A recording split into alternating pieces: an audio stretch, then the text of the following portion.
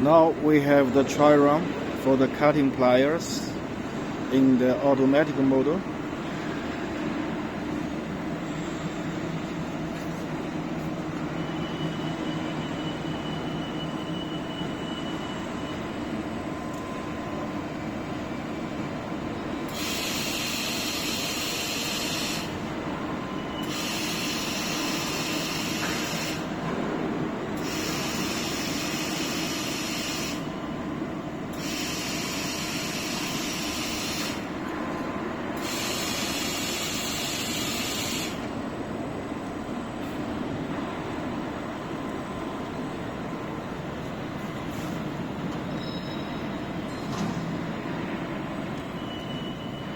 Okay, this is the try run for the cutting pliers in the automatic mode with 5 pliers.